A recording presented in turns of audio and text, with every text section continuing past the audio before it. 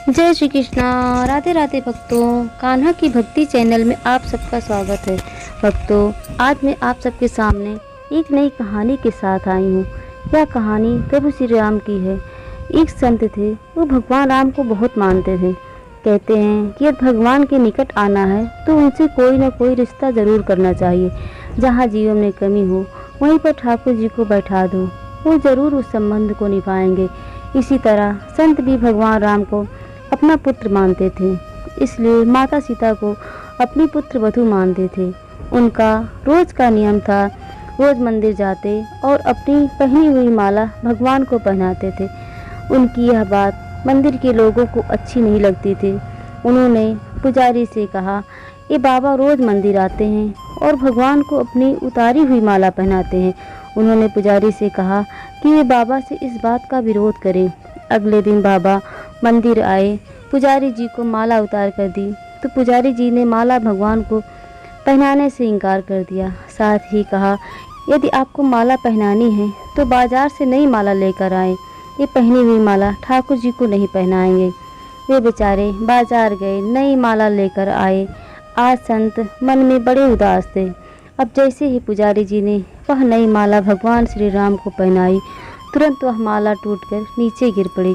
उन्होंने फिर जोड़कर पहनाई, माला फिर टूटकर गिर पड़ी। ऐसा उन्होंने 3-4 बार किया। भगवान ने वह माला स्वीकार नहीं की।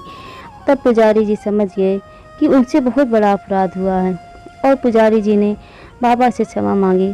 संत सीता जी को बहु मानते थे, इसलिए जब भी मंदिर में जाते पुजारी जी सीता जी की मूर्ति के आगे पर्दा कर देते थे।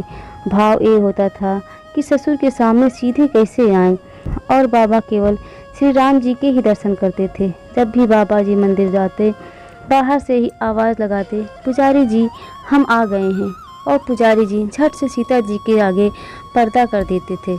अब एक दिन बाबा ने बाहर से आवाज़ लगाई, पुजारी जी हम आ गए हैं। उस समय पुजारी जी किसी दूसरे काम में लगे थे, उन्होंने नहीं सुना।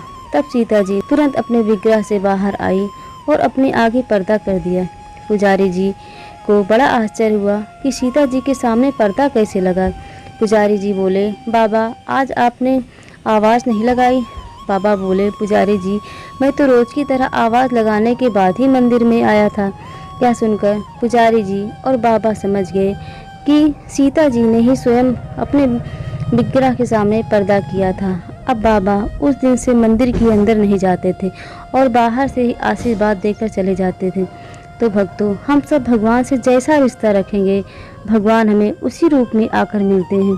इसीलिए तो मैं कहती हूँ कि भगवान सिर्फ भाव देखते हैं। आप सभी भक्तों से कल फिर कान्हा की भक्ति चैनल में एक नई कहानी के साथ फिर मिलेंगे। जय श्री कृष्णा। राधे राधे भक्तों।